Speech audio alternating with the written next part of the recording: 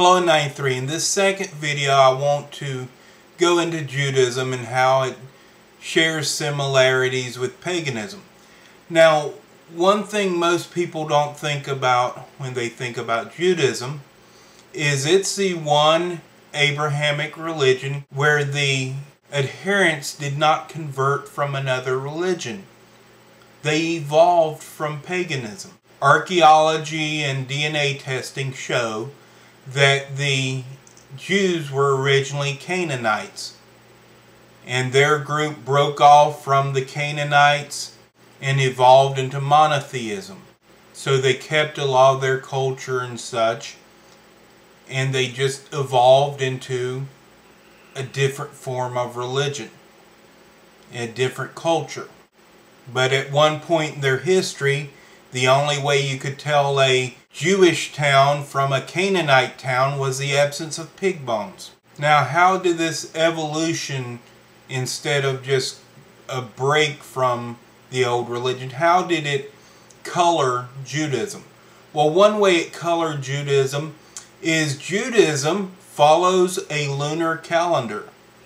It does not follow a solar calendar. In addition, if you read Numbers 10:10, you see, "And on your joyous occasions, your fixed festivals and new moon days, you shall sound the trumpets over your burnt offerings and your sacrifices of well-being." Rosh Chodesh, the new moon, is celebrated within Judaism. So not only do they track the moon, they celebrate the new moon. Now, these days, the celebration for Rosh Chodesh is usually women. They light a candle, they place it in water. It's just a celebration of femininity, a celebration of womanhood. Now let's look at the holidays. Tu B'Shvat. It's a festival originally held to mark the coming of spring, which has evolved into a festival for planting trees, as well as eating fruits and nuts that come from trees. Shavuot. Festivals celebrate the end of the spring barley harvest and the beginning of the summer wheat harvest. Sukkot, a festival for the fall harvest. Hanukkah, the festival of lights, which candles are lit. It's in the midwinter when the pagan midwinter festivals are held. So you've got all these festivals. You've got the celebration of the new moon that really connects you to the cycle of the moon, the cycle of the earth. You don't have that disconnect from nature and the earth that pagans blame Abrahamic religions for. I won't go a little into the treatment of pagans by the Israelites, because people read the Old Testament, as Christians call it, and they read our scripture, the Tanakh, and they say, "Oh, well, look how they killed these pagans, and look how they killed those pagans." You don't see them saying, "Oh, well, look how they killed these poor giants." Those poor giants. Because they know there were no giants. And why I'm bringing that up is you can't take that as an accurate history. If you read in Genesis, it says, "And this was before the kings reigned over Israel." What kings reigning over Israel? Well, that happened later. Well, how would the author know it happened later? You read at Moses' death in Deuteronomy, "And not a prophet has arisen in Israel since that God saw face to face." It says, "And God buried him, and to this day nobody knows where he's buried." Well, that tells you quite plainly that this was written at a much later date, and they're looking back on this event. Now, of course, we know through archaeology and DNA testing that the Jews came from the Canaanites. Elohim is a plural word, meaning gods and goddesses, a Canaanite pantheon. El, Yahweh, were both Canaanite gods. We are not getting an accurate history here. What we're getting is a religious history. A history that serves a purpose, not in giving a literal history, but in the messages it gives. Most likely it was written during the exile in Babylon. And they were trying to tell the Jews, stay a separate people. Don't be absorbed into the culture around you. Don't just become a citizen of the Babylonian Empire. Stay a separate and distinct people. Look how your ancestors fought and how they cut themselves off from the culture around them and stayed a separate and distinct people. And God helped them slay the pagans and overcome. And it's a religious history.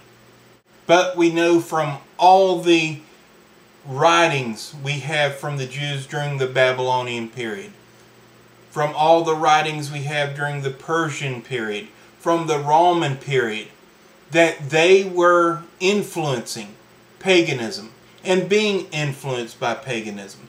They were taking ideas. They were just remaining a separate and distinct people, but there was that influx, that exchange of information. Maimonides, one of the greatest Jewish philosophers, and his name was Moses Maimonides. And they said from Moses to Moses, you know, from the original Moses to him, you know, not been a man that great. He was heavily influenced by Aristotle. And of course there's a lot of magic, a lot of mysticism in Jewish writings. The Torah is just one subset. It's not the entirety of Jewish writings.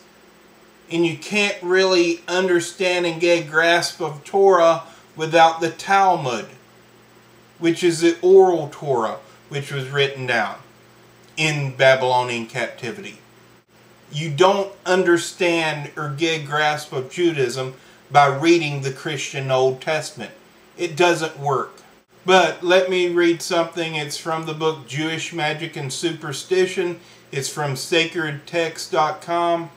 The legend of the Jew as sorcerer supreme was of Gentile making, fashioned after the latest pattern of the up-to-date thaumaturge. But like most ready-made fables, it fitted the truth none too closely.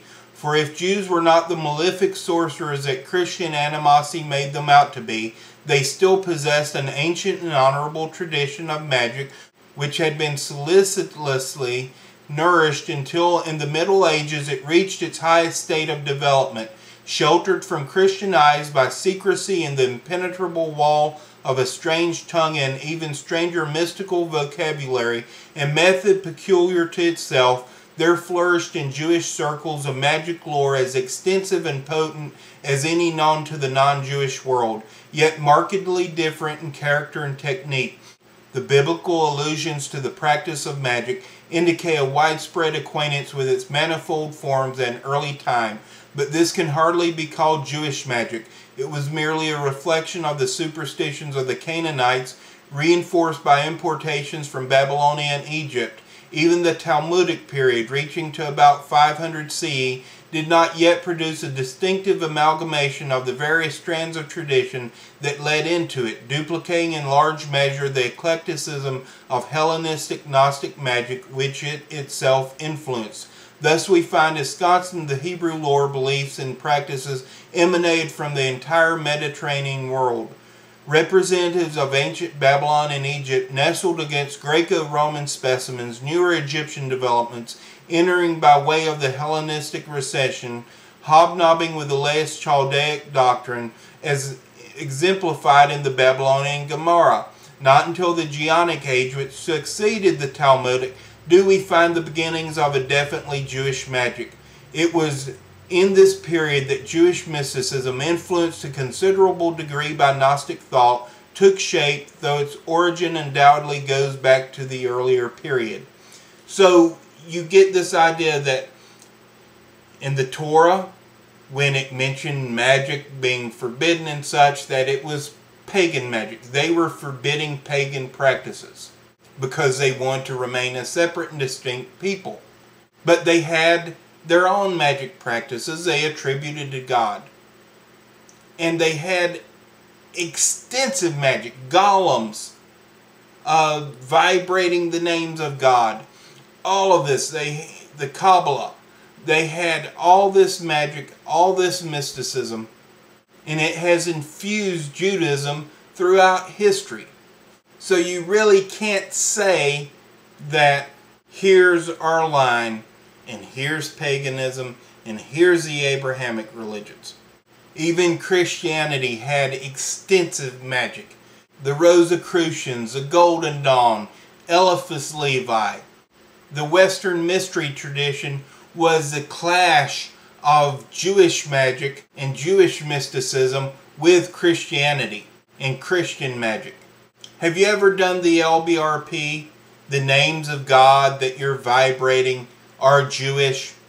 The Kabbalistic cross, Jewish words.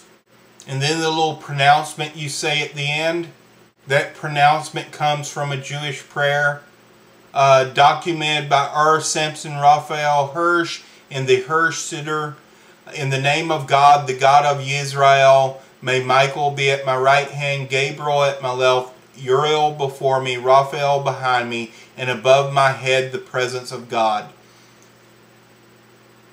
There is no distinct line. There is far more that joins us together than that separates us. Thank you in 93.